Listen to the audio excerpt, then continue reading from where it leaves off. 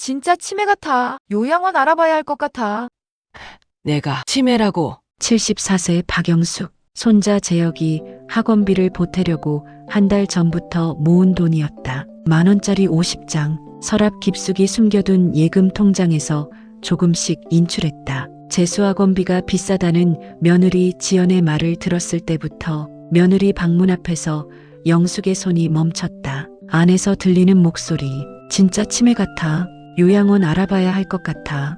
영숙은 손에 든 50만 원 봉투를 내려다봤다. 떨리고 있었다. 어제도 같은 말 3번 하시더라고. 내가 대답해드렸는데 10분 후에 또 똑같이 물어보시는 거야. 지연의 목소리는 낮았지만 또렷했다. 영숙은 숨을 죽였다. 내 수능 끝나면 요양원 알아봐야 할 것 같아. 솔직히 나도 이제 한계야. 4년째 모시는데 내 인생도 있잖아. 영숙의 가슴이 쿵 내려앉았다. 치매, 나를, 그리고 있잖아. 시어머니 예금이랑 연금 합치면 2억은 되거든. 요양원 들어가시면 우리가 관리해야지. 지연이 낮게 웃었다. 가볍게, 마치 저녁 메뉴라도 정하듯이. 영숙은 벽에 등을 기댔다. 봉투가 손에서 미끄러질 뻔했다. 2억? 내 돈을 벌써 계산했구나. 알겠어, 언니. 나도 알아볼게. 괜찮은 데 있으면 말해줘. 통화가 끝나는 소리. 영숙은 황급히 몇 걸음 뒤로 물러섰다. 복도 끝까지 심장이 미친 듯이 뛰었다. 방문이 열렸다. 어머님? 지연이 환하게 웃으며 서 있었다. 방금 전 차가운 목소리는 온데간데 없었다. 언제부터 거기 계셨어요? 영숙은 떨리는 목소리를 겨우 가다듬었다. 방금 왔어. 아, 그러셨어요? 지연의 눈이 영숙 손에 든 봉투로 향했다. 무슨 일이세요? 영숙은 봉투를 내밀었다. 손이 미세하게 떨렸다. 지연이 알아챌까봐 입술을 깨물었다. 이거 재혁이 학원비 보태. 어머님. 지연이 봉투를 받아들더니 얼른 열어봤다. 50만 원이나. 어머님, 이렇게까지 안 하셔도 되는데요. 그 말을 하면서도 지연은 돈을 세고 있었다. 1장, 2장. 영숙은 그 모습을 지켜봤다. 이 돈으로 정말 재혁이 학원비를 낼까? 아니면 본인 노후 준비에 쓸까? 정말 감사해요, 어머님. 지연이 봉투를 꼭 안았다. 그 미소를 보며 영숙은 생각했다. 방금 전까지 나를 치매 환자 취급하던 그 사람이 맞나? 그래, 재혁이한테 잘해줘. 물론이죠. 걱정 마세요. 영숙은 고개를 끄덕이고 돌아섰다. 복도를 걸어 자기 방으로 돌아가는 내내 다리에 힘이 들어가지 않았다. 방문을 닫자 무릎에 힘이 풀렸다. 침대 끝에 주저앉았다. 창밖은 어두워지고 있었다. 손을 펴서 바라봤다. 아직도 떨리고 있었다. 치매. 그 단어가 귓가에서 맴돌았다. 나는 치매가 아니다. 어제 무슨 말을 3번 했다고? 기억나지 않았다. 아니, 애초에 그런 일이 없었다. 지연이 거짓말을 하고 있다. 왜? 영숙은 천장을 바라봤다. 형광등이 희미하게 깜빡였다. 아니, 깜빡이는 건 불빛이 아니라 자신의 시야였다. 눈가가 뜨겁게 달아올랐다. 요양원. 그 단어도 가슴에 박혔다. 남편을 먼저 보내고 4년. 아들 집에 들어온 게 미안해서 늘 조심했다. 설거지도 빨래도 청소도 도맡아 했다. 손자 어릴 땐 업어서 재웠고 밤새 간호했다. 그렇게 살아온 4년이었다. 그런데 요양원? 그리고 2억? 영숙은 벌떡 일어나 서랍을 열었다. 깊숙한 곳에 통장들이 가지런히 놓여 있었다. 남편이 남긴 유산, 작은 철물점을 정리하며 받은 1억 5천만 원, 국민연금 통장, 그리고 없다. 연금 통장이 없었다. 매달 68만 원이 들어오는 그 통장, 제가 관리해 드릴게요. 어머님 혼자 하시면 불편하시잖아요.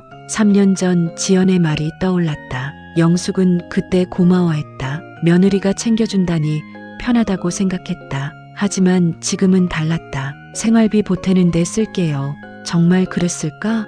영숙은 예금 통장을 꺼내 펼쳤다. 1억 4,800만 원. 작년에 재혁이 학원비로 100만 원, 명절 용돈으로 100만 원. 조금씩 줄고 있었다. 그리고 오늘 또 50만 원. 영숙은 통장을 덮었다. 서랍 깊숙이 다시 넣고 문을 닫았다. 그리고 작은 노트를 꺼냈다. 남편이 생전에 쓰던 검은 다이어리였다. 펜을 쥐었다. 손이 떨렸지만 천천히 글씨를 써내려갔다. 1일차 며느리가 나를 치매 환자로 만들려고 한다. 펜을 멈추고 그 문장을 한참 바라봤다. 믿고 싶지 않았다. 하지만 오늘 들은 그 통화는 분명했다. 다음 줄을 적었다. 앞으로 30일 동안 모든 걸 기록하고 증명하겠다. 마지막 줄을 쓸 때쯤 눈가에 눈물이 맺혔다. 하지만 흘리지 않았다. 대신 조용히 단단하게 마지막 문장을 완성했다. 그리고 나도 내 인생을 찾겠다.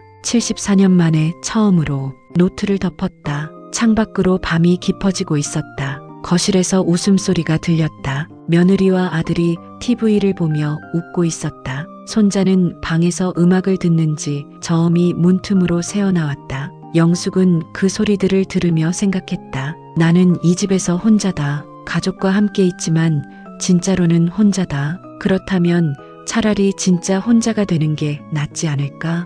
영숙은 노트를 서랍 깊숙이 숨겼다. 그리고 다시 침대에 앉았다. 핸드폰을 꺼냈다. 경로당 친구 순임이가 가르쳐준 메모 기능을 열었다. 오후 6시 며느리 방 앞에서 통화 내용 들음. 치매 같다.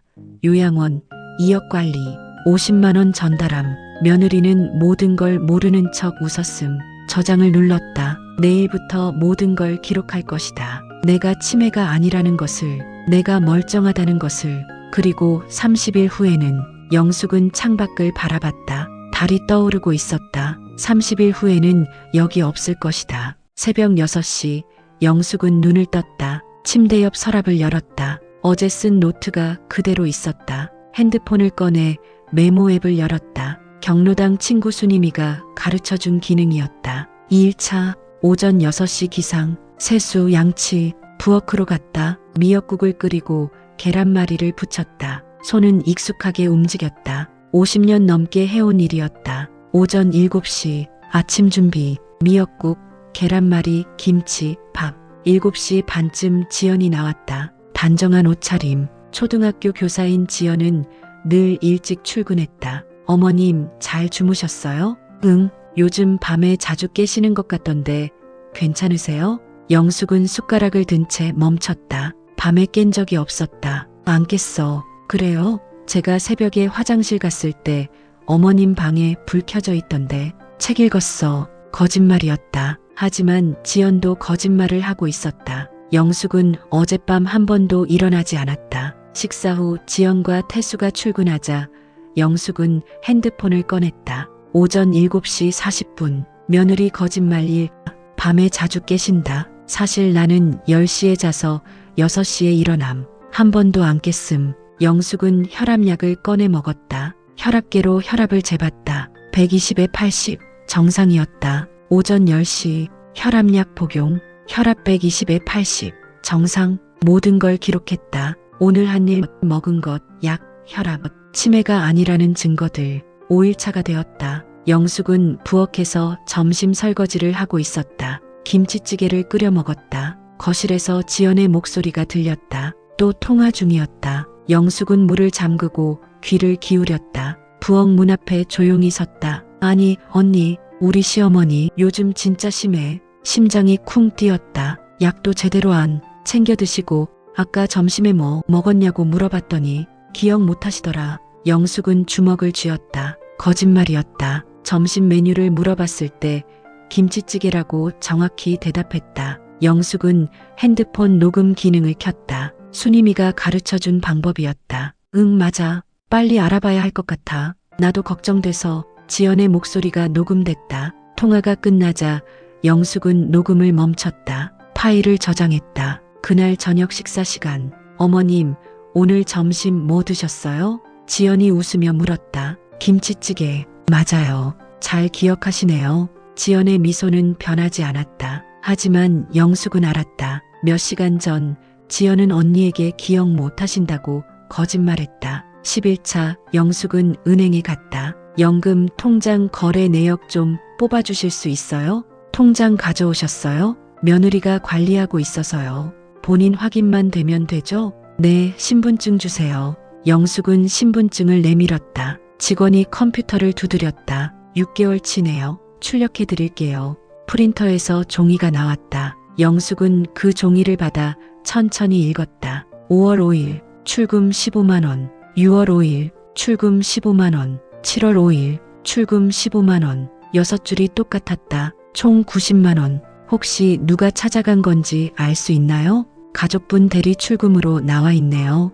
영숙의 손이 떨렸다. 생활비 보탠다더니 3년이면 540만 원이었다. 이 통장 본인만 출금 가능하게 바꿀 수 있나요? 네, 바로 가능합니다. 서류에 사인하고 도장을 찍었다. 10분 만에 끝났다. 이제 본인만 출금 가능하십니다. 영숙은 은행을 나왔다. 가방 속 종이가 묵직했다. 11차 연금 통장 거래 내역 확인. 6개월간 90만 원 무단 출금. 통장 관리 권한 본인으로 변경 완료. 며느리는 아직 모름. 15일차 영숙은 도너츠를 만들었다. 손자 재혁이가 초등학생 때 좋아하던 것이었다. 반죽하고 튀기고 설탕 묻히는데 오후 내내 걸렸다. 저녁 무렵 재혁이가 방에서 나왔다. 냉장고를 열었다. 재혁아, 네. 고개도 돌리지 않았다. 할머니가 도너츠 만들었는데 먹을래? 재혁이가 처음으로 영숙을 쳐다봤다.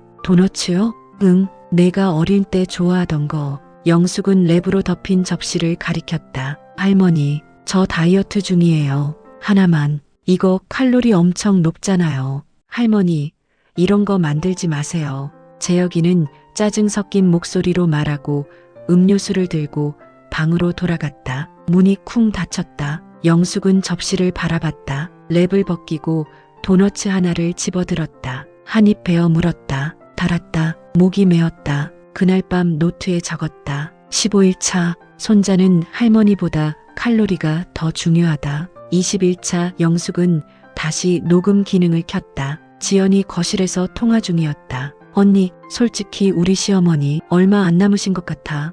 영숙의 손이 멈췄다. 아니, 그런 게 아니라 나이가 74세잖아. 언제 무슨 일 있을지 모르는 거고. 응, 연금이랑 예금 합치면 2억쯤? 요양원 비용 빼고 나머지는 우리가 관리해야 될 것 같아. 우리도 노후 준비해야지. 재혁이 대학도 보내야 하고. 지연이 낮게 웃었다. 영숙은 녹음을 멈췄다. 파일을 저장했다. 방으로 돌아가 이불을 끌어안았다. 소리내지 않고 울었다. 내 돈? 내가 얼마 안 남았다고? 요양원 보내고 나머지는 너희가 관리한다고? 한참 후 영숙은 고개를 들었다. 눈물을 닦았다. 노트를 펼쳤다. 21차 결정적 증거 확보. 녹음 파일 저장. 며느리의 진심을 알았다. 나는 그들에게 2억짜리 현금 인출기다. 25일차 저녁 식사 중이었다. 엄마, 태수가 영숙을 불렀다. 응? 요즘 생활비 좀 부족하신가요? 영숙은 젓가락을 멈추고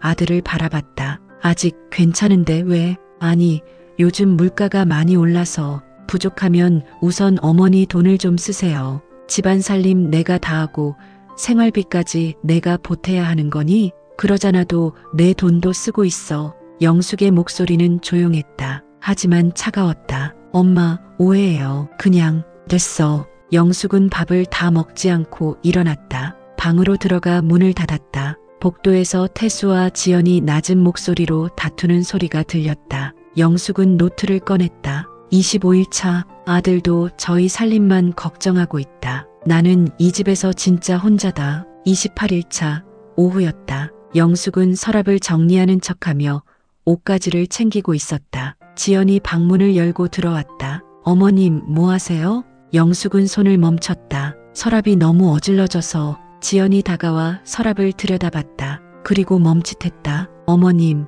이거 뭐예요? 지연의 손에 노트가 들려 있었다. 영숙의 노트였다. 심장이 멎는 것 같았다. 그냥 일기장이야. 일기장이요? 지연이 펼치려 했다. 영숙은 재빨리 손을 뻗어 노트를 낚아챘다. 남의 일기 보는 거 아니야. 목소리가 떨렸지만 단호했다. 지연의 얼굴이 굳었다. 잠시 둘은 서로를 바라봤다.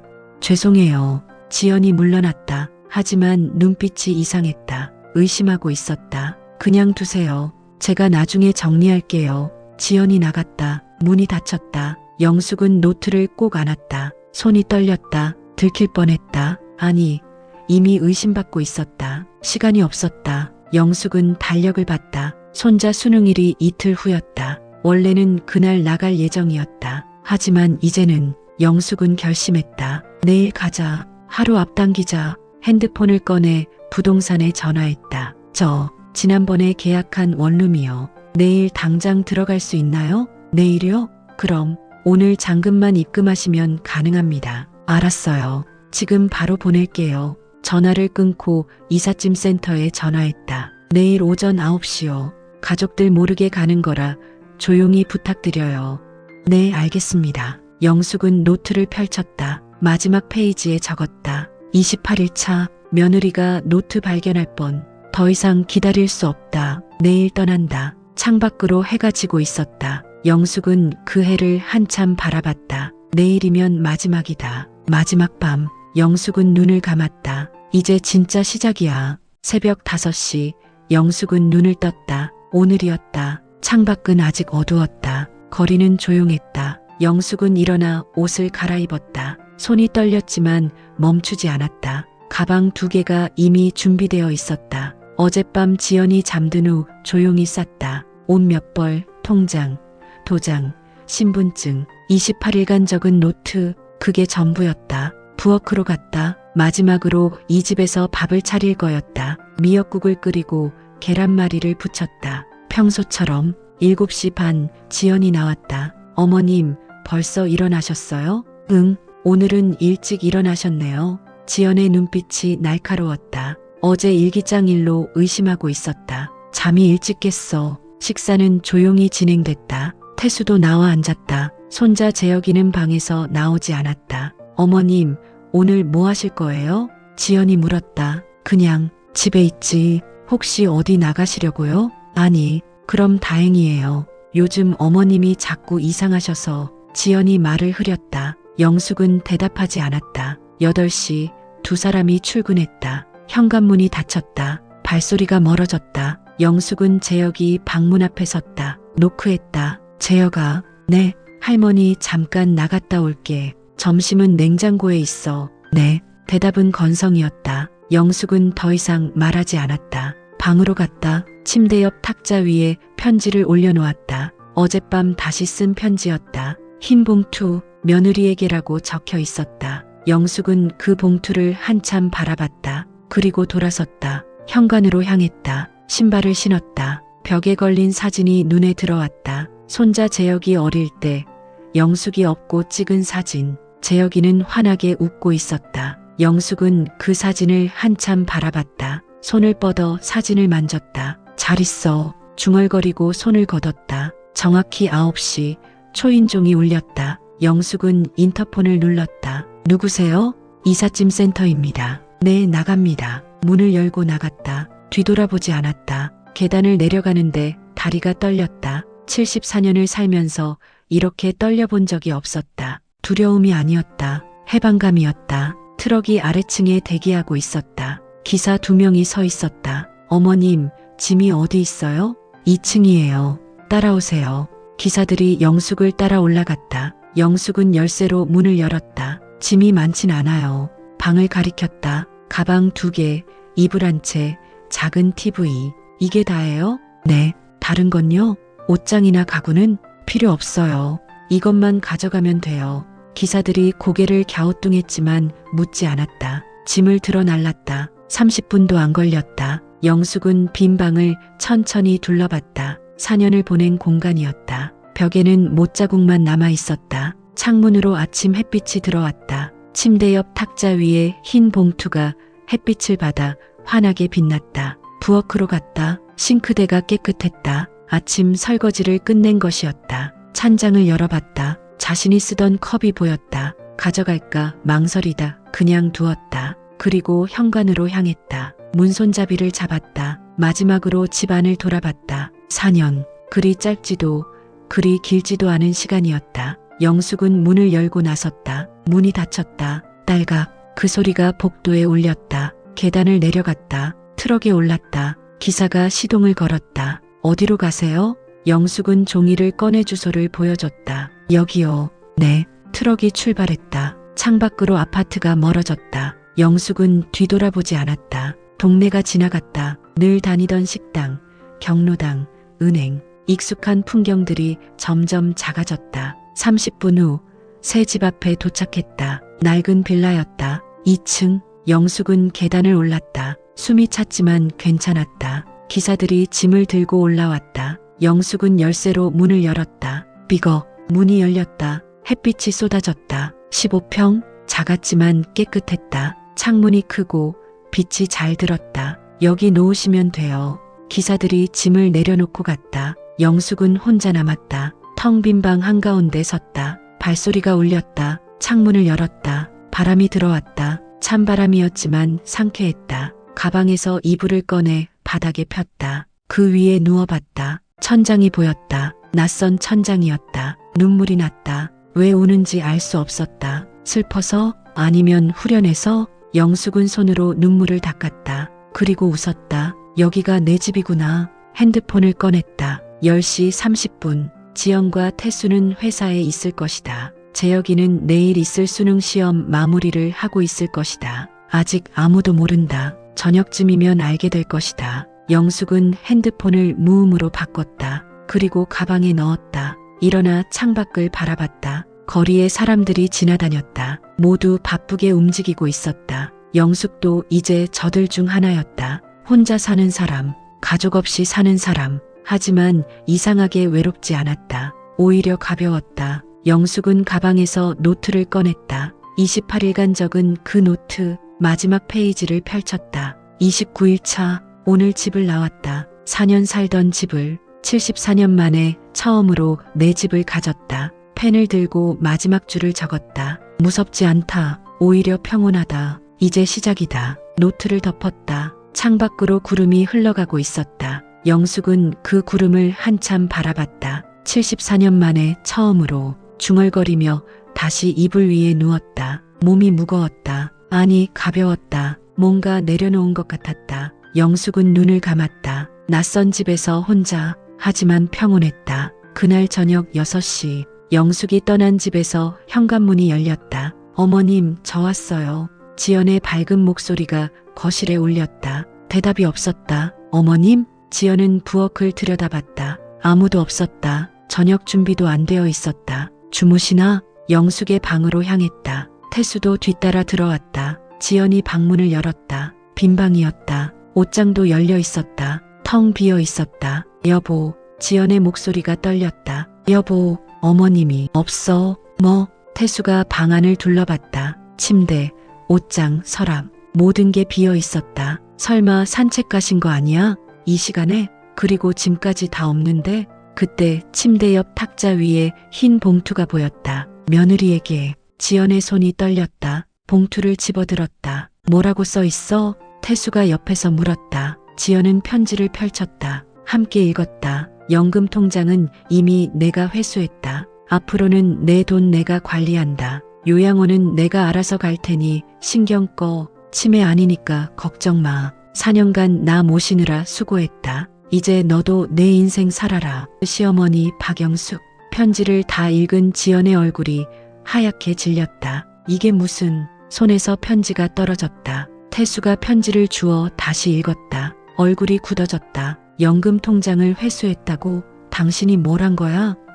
나는... 지연의 목소리가 막혔다. 당신이 엄마한테 뭘 한 거냐고. 태수의 목소리가 높아졌다. 재혁이가 방에서 나왔다. 할머니, 어디 가셨어요? 아무도 대답하지 않았다. 거실은 조용했다. 너무 조용했다. 예전 같으면 이 시간에 시어머니가 부엌에서 저녁 준비하는 소리가 들렸다. 이제 그 소리는 없었다. 영원히. 엄마한테 전화해봐. 태수가 핸드폰을 꺼냈다. 손이 떨려 번호를 누르는데 시간이 걸렸다. 신호는 갔다. 하지만 받지 않았다. 왜 안 받으시는 거야? 다시 걸었다. 또 받지 않았다. 3번, 5번, 10번 모두 소용없었다. 경찰에 신고해야 되는 거 아니야? 지연이 떨리는 목소리로 말했다. 편지를 남긴 걸 보면 계획적으로 나가신 거야. 태수가 편지를 다시 들여다봤다. 연금 통장은 이미 내가 회수했다. 당신 엄마 연금 통장 어떻게 한 거야? 생활비 보태려고 엄마 동의 받았어? 지연은 대답하지 못했다. 대답 못하는 거 보니까 동의 안 받았구나. 당신이 몰래 쓴 거지? 여보, 우리 생활비가 부족해서. 그래도 그렇지. 엄마 돈을 몰래? 태수의 목소리가 점점 커졌다. 재혁이가 조용히 방으로 들어갔다. 문이 닫혔다. 지연은 소파에 주저앉았다. 손으로 얼굴을 감쌌다. 나도 힘들었어. 힘들면 말을 하든가. 엄마 몰래 돈 뺏쓰고 요양원 얘기는 뭐야? 요양원? 요양원은 내가 알아서 갈 테니 신경 꺼라고 쓰여 있잖아. 당신이 요양원 얘기한 거 아니야? 지연의 얼굴이 더 하얗게 질렸다. 그건 그냥 언니한테, 처형한테? 그럼 엄마가 들으셨다는 거네. 지연은 고개를 숙였다. 태수가 한숨을 쉬었다. 소파에 앉았다. 머리를 감싸쥐었다. 우리가 엄마를 내쫓은 거야.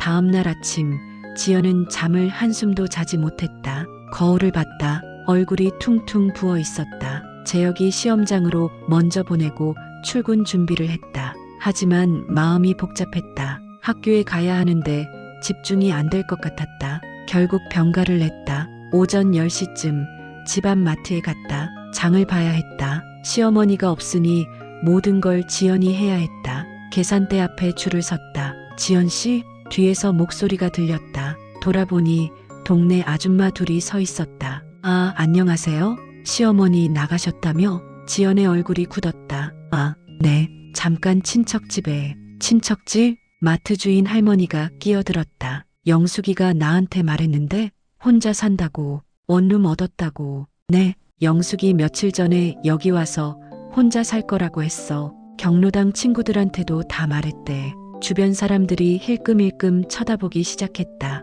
그게 요양원 보낸다고 했다며? 영숙이가 멀쩡한데 무슨 요양원? 지연의 얼굴이 빨개졌다. 오해예요. 저는 오해? 영숙이가 직접 말했는데 며느리가 뒤에서 요양원 얘기했다고.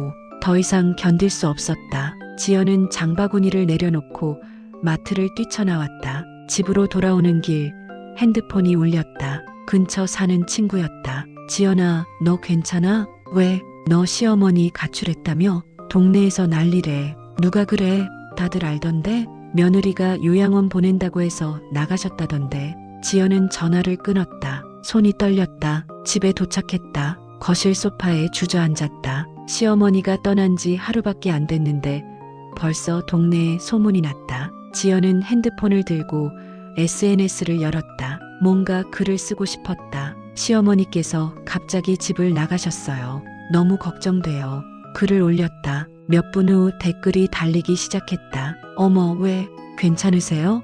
빨리 찾으셔야죠. 하지만 한 댓글이 눈에 들어왔다. 요양원 보낸다고 하셔서 나가셨다는데 사실인가요? 누군가 동네 사람이었다. 지연은 당황해서 글을 삭제했다. 오후 태수가 회사에서 돌아왔다. 은행 다녀왔어. 왜? 엄마 연금 통장 확인하려고. 태수가 서류를 내밀었다. 통장 거래 내역이었다. 한 달 전에 이미 통장 권한이 바뀌었어. 엄마가 직접 은행 가서. 뭐? 한 달 전이야. 그때부터 이미 계획하신 거야. 지연은 서류를 받아들고 날짜를 확인했다. 한 달 전, 정확히 한 달 전이었다. 그럼 어머니가 한 달 전부터. 그래, 다 알고 계셨던 거야. 당신이 매달 돈 빼간 것도, 요양원 얘기한 것도. 태수의 목소리가 차갑게 식어 있었다. 지연은 자기 통장도 확인해봤다. 적금 통장, 3년간 시어머니 연금에서 빼서 넣은 돈, 540만 원. 이제 더 이상 들어오지 않을 돈이었다. 게다가 시어머니가 식비 일부를 부담하던 것도 끊겼다. 매달 적어도 30만 원은 더 들 것이었다. 이제 어떡할 거야? 태수가 물었다.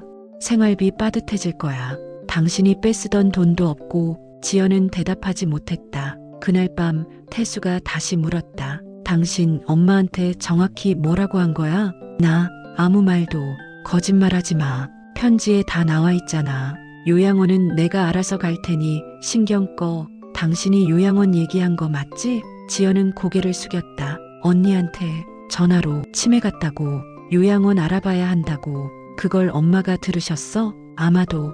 태수가 소파에서 벌떡 일어났다. 그럼 엄마가 문 앞에서 당신 통화 들으셨다는 거잖아. 나도 몰랐어. 몰랐어? 뒤에서 그런 얘기 하는 게 들키면 어떻게 될지 생각 안 했어? 나도 힘들었다고. 지연의 목소리가 높아졌다. 4년 동안 시어머니 모시는 게 얼마나 힘든지 당신은 몰라. 당신은 아들이잖아. 난 며느리 입장이니까 집에서 매일 눈치 봐야 했어. 그래도 그렇지. 당신 월급이 얼마나 적은데 생활비가 부족해서 어쩔 수 없었어. 그럼 나한테 말을 하든가. 엄마 몰래 돈 뺏쓰고 둘은 한참 동안 말없이 서로를 바라봤다. 재혁이 방에서 문이 열렸다. 엄마, 아빠, 그만해요. 재혁이의 목소리는 차가웠다. 할머니, 정말 안 오시는 거예요? 태수가 고개를 끄덕였다. 오실 것 같지 않아.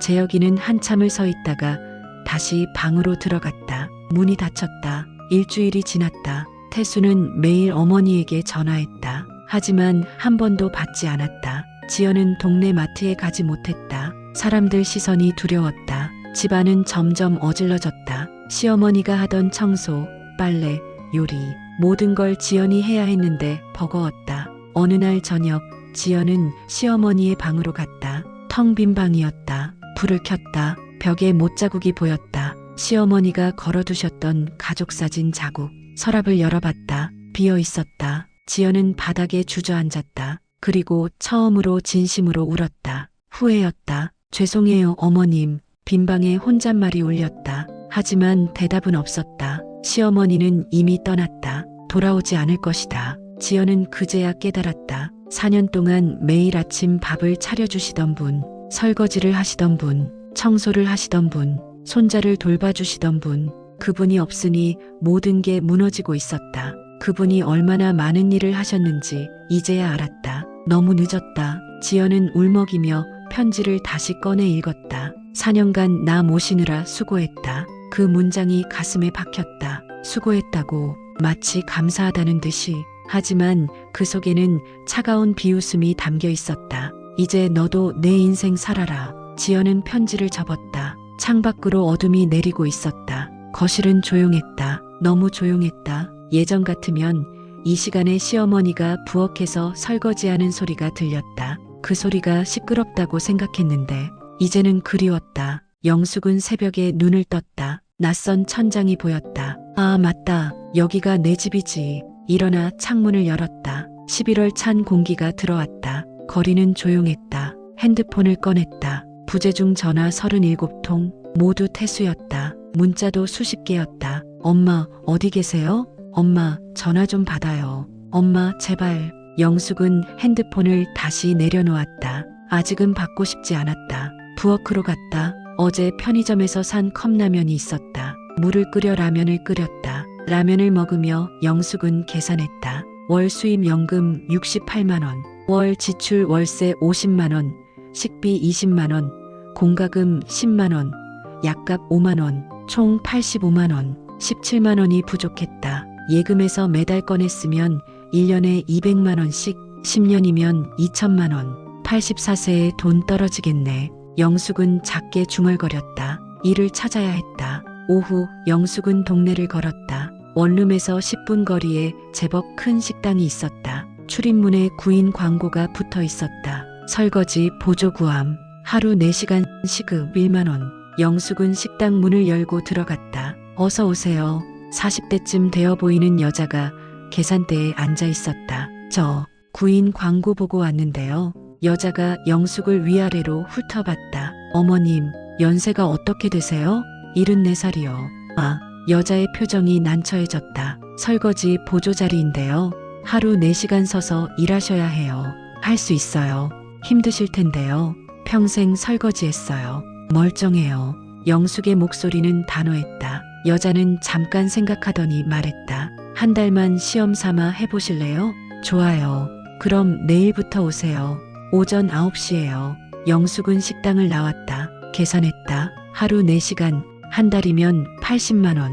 연금 합치면 148만 원. 이제 되겠네. 작게 웃음이 났다. 다음 날 아침 영숙은 일찍 일어났다. 앞치마를 두르고 식당으로 갔다. 여기 서서 설거지 하시면 돼요. 주인이 싱크대를 가리켰다. 그릇들이 쌓여 있었다. 영숙은 고무 장갑을 끼고 시작했다. 손은 익숙하게 움직였다. 1시간쯤 지나자 허리가 아파왔다. 하지만 참았다. 2시간쯤 지나자 발이 저렸다. 그것도 참았다. 4시간이 지나 일을 마쳤다. 주인이 돈 봉투를 건넸다. 오늘 첫날이라 일당으로 드려요. 4만 원. 영숙은 봉투를 받아들었다. 묵직했다. 고생하셨어요. 집으로 돌아와 봉투를 열었다. 10,000원짜리 4장.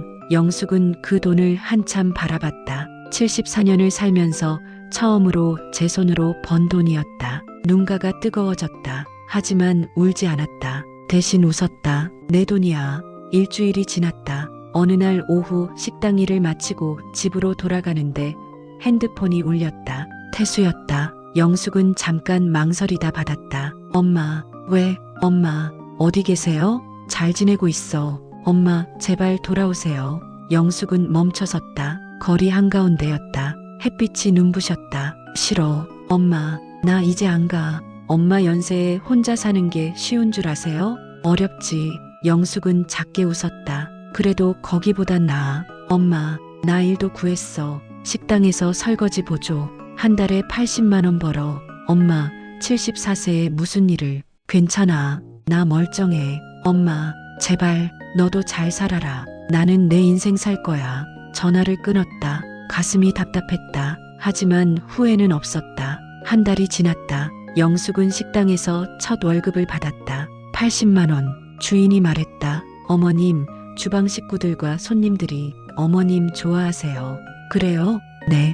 열심히 일하시고 친절하시고 계속 나오실 거죠? 당연하죠.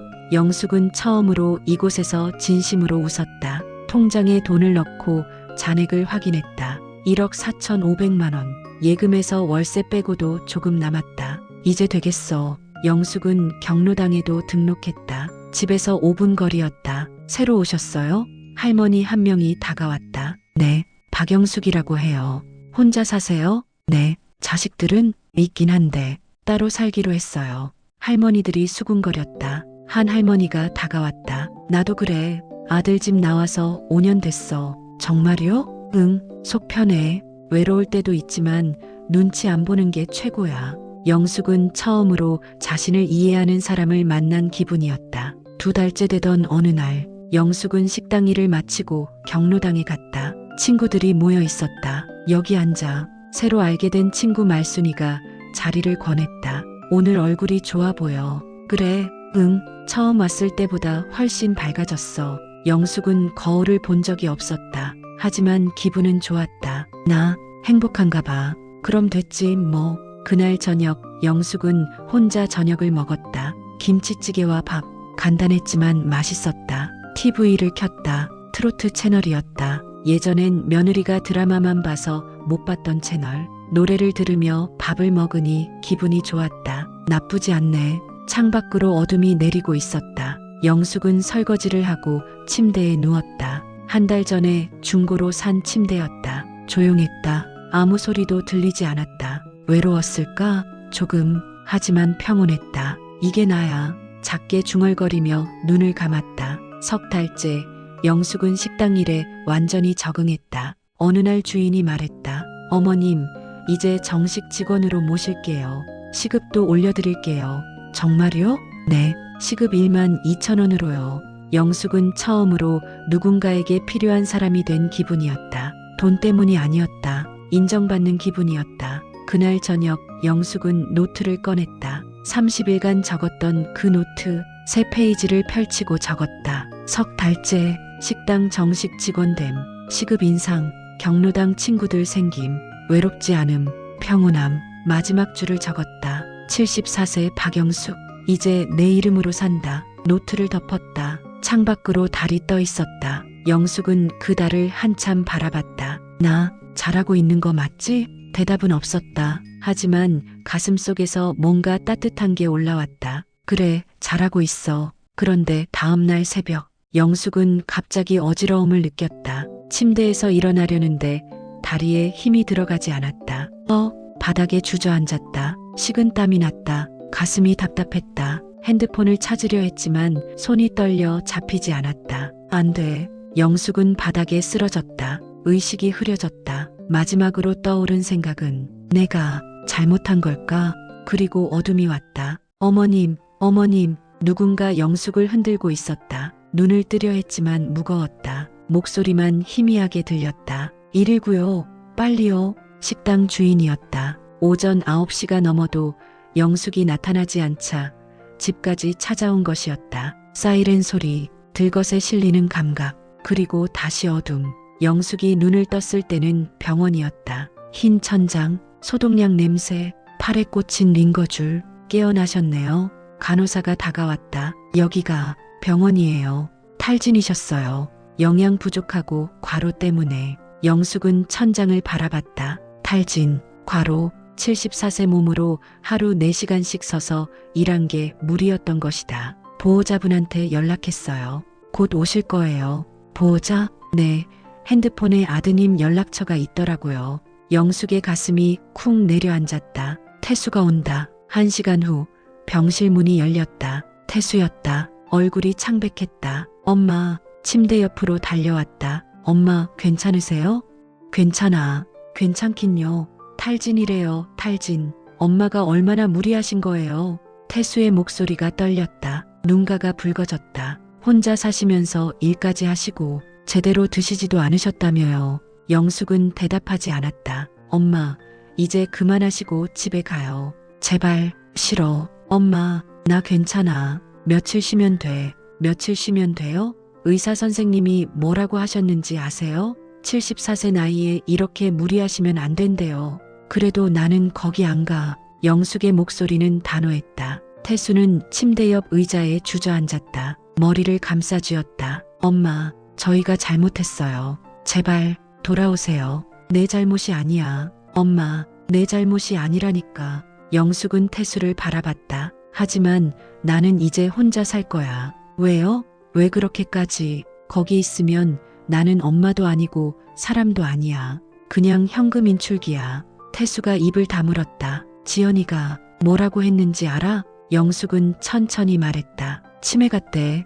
요양원 보내야 한대. 그리고 내 돈 2억 관리해야 한대. 엄마, 그건 나 다 들었어. 문 앞에서 태수의 얼굴이 하얗게 질렸다. 죄송해요, 엄마. 됐어. 이제 지나간 일이야. 영숙은 창밖을 바라봤다. 나는 그냥 나로 살고 싶어. 박영숙으로. 누구 엄마도 아니고 누구 시어머니도 아니고. 태수는 한참을 말없이 앉아 있었다. 알겠어요. 엄마 뜻대로 하세요. 태수가 일어섰다. 하지만 병원비는 제가 낼게요. 그리고 태수가 지갑을 꺼내 돈을 꺼냈다. 이거 받아주세요. 100만 원이었다. 됐어. 엄마, 제발 이것만은 받아주세요. 제가 해드릴 수 있는 게 이것밖에 없어요. 영숙은 태수를 바라봤다. 아들의 눈에 눈물이 고여 있었다. 그래. 영숙은 돈을 받았다. 태수는 고개를 숙여 인사하고 병실을 나갔다. 문이 닫혔다. 영숙은 혼자 남았다. 손에 든 100만 원을 내려다봤다. 눈물이 났다. 왜 우는지 몰랐다. 일주일 후 영숙은 퇴원했다. 의사가 말했다. 무리하지 마세요. 하루 2시간 이상 서 계시면 안 돼요. 알겠습니다. 식당 주인이 병실까지 찾아왔다. 어머님, 괜찮으세요? 미안해요. 일을 못해서. 무슨 말씀을요? 어머님이 쓰러지신 게 제 잘못이에요. 74세 어른한테 하루 4시간씩 시킨 제가. 아니에요. 내가 하고 싶어서 한 거예요. 주인이 봉투를 내밀었다. 일한 것 계산했어요. 그리고 주인이 망설이다 말했다. 앞으로는 하루 2시간만 일하세요. 시급은 그대로 드릴게요. 그럴 순 없죠. 어머님 없으면 저희 가게 안 돼요. 주방 식구들과 손님들이 다 어머님 보러 오시거든요. 영숙은 처음으로 진심으로 웃었다. 감사합니다. 한 달이 지났다. 영숙은 하루 2시간씩 식당에서 일했다. 몸이 훨씬 편했다. 어느 날 오후 핸드폰이 울렸다. 모르는 번호였다. 여보세요? 할머니, 재혁이었다. 재혁아? 할머니, 찾아가도 돼요? 영숙은 잠깐 망설였다. 그래, 진짜요? 응, 와라. 다음 주 토요일 초인종이 울렸다. 영숙이 문을 열자 재혁이가 서 있었다. 손에 봉투를 들고 할머니, 들어와. 재혁이가 조심스럽게 들어왔다. 좁은 원룸을 둘러봤다. 여기서 사세요? 응. 혼자요? 응. 재혁이의 눈가가 붉어졌다. 할머니, 미안해요. 뭐가? 예전에 할머니한테 잘못했어요. 도너츠 만들어주셨을 때. 알아. 괜찮아. 아니에요. 안 괜찮아요. 재혁이가 봉투를 내밀었다. 이거 제 알바비예요. 받아주세요. 영숙은 봉투를 열어봤다. 10만 원이었다. 너 쓰려고 번 거잖아. 괜찮아요. 할머니 드리고 싶어요. 영숙은 손자의 머리를 쓰다듬었다. 많이 컸다. 그래, 고마워. 둘은 컵라면을 끓여 먹었다. 나란히 앉아서 할머니, 응, 가끔 찾아와도 돼요? 그래, 정말요? 응, 올래? 재혁이가 처음으로 제대로 웃었다. 네, 할머니, 추석이 되었다. 태수에게서 전화가 왔다. 엄마, 이번 추석에 오실 수 있어요? 갈게. 정말요? 응, 근데 손님으로 갈 거야. 네, 점심 먹고 갈 거야. 알겠어요. 와주세요. 추석 당일 영숙은 단정히 옷을 입었다. 거울을 봤다. 6개월 전보다 야위었지만 눈빛은 또렷했다. 버스를 타고 예전 집으로 향했다. 초인종을 눌렀다. 지연이 문을 열었다. 얼굴이 많이 상해 있었다. 어머님, 잘 지냈어? 영숙의 목소리는 담담했다. 거실로 들어갔다. 낯설었다. 6개월 전엔 내 집이었는데. 태수와 재혁이가 일어났다. 엄마 앉으세요. 차례상을 차렸다. 지연이 혼자 준비했다. 영숙은 가만히 앉아만 있었다. 지연이는 어머님, 도와주세요 하는 표정으로 시어머니를 바라봤다. 영숙은 나 손님이잖아 하는 표정으로 그대로 앉아 있었다. 지연의 얼굴이 굳었다. 차례를 지내고 식사를 했다. 침묵이 흘렀다. 잘 먹었어. 영숙은 설거지하지 않고 거실로 갔다. 지연이 조심스럽게 다가왔다. 어머님, 왜? 진심으로 죄송해요. 지연의 목소리가 떨렸다. 너도 힘들었겠지. 나도 알아. 74살 시어머니 모시는 게 쉽지 않았을 거야. 지연의 눈가가 붉어졌다. 근데 너 힘든 거랑 내 연금 관리한다면서 가져가 몰래 쓴 거랑은 다른 문제야. 이제 각자 살자. 그게 서로한테 나아. 지연은 눈물을 흘렸다. 영숙은 일어섰다. 재혁이가 다가왔다. 할머니, 조금만 더 계세요. 할머니 일이 있어. 다음 주에 찾아갈게요. 그래, 와라. 영숙은 문을 열고 나갔다. 뒤돌아보지 않았다. 1년이 지났다. 영숙은 여전히 원룸에서 식당 일을 하며 살고 있었다. 재혁이는 한 달에 한 번씩 찾아왔다. 대학에 붙었다고 했다. 할머니 덕분이에요. 내가 뭘 했다고. 할머니가 나가시지 않았으면 저 정신 못 차렸을 거예요.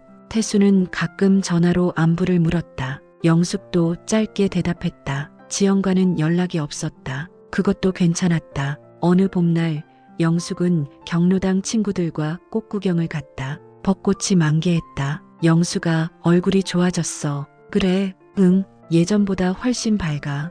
영숙은 꽃잎을 바라봤다. 바람에 날렸다. 나 행복한가 봐. 집으로 돌아와 거울 앞에 섰다. 75세, 주름이 더 깊어졌다. 흰머리도 늘었다. 하지만 눈빛만큼은 또렷했다. 박영숙, 자신의 이름을 불러봤다. 너 잘 살고 있어. 영숙은 노트를 꺼냈다. 새 페이지를 펼쳤다. 75세, 봄, 나는 여전히 혼자 산다. 외롭지 않냐고? 가끔. 하지만 평온하다. 쓰러졌지만 일어섰다. 손자가 찾아온다. 아들과 통화한다. 이 정도면 됐다. 마지막 줄을 적었다. 74년 만에 찾은 박영숙으로 사는 인생. 나쁘지 않아. 노트를 덮었다. 핸드폰이 울렸다. 재혁이었다. 할머니, 이번 주말에 갈게요. 여자친구 소개시켜 드릴게요. 영숙은 답장을 보냈다. 그래, 와라. 할머니가 맛있는 거 해줄게. 창밖으로 벚꽃이 흩날리고 있었다. 영숙은 부엌으로 갔다. 재료를 꺼냈다. 이번엔 도너츠 말고 다른 걸 만들어야지. 흥얼거렸다. 트로트 노래였다. 작은 원룸에서 혼자, 하지만 행복했다. 이게 박영숙의 인생이었다. 74년 만에 찾은 진짜 내 이름으로 사는 인생. 완벽하지 않았다. 쓰러지기도 했다. 외로울 때도 있었다. 하지만 괜찮았다. 그리고 그건 나쁘지 않았다.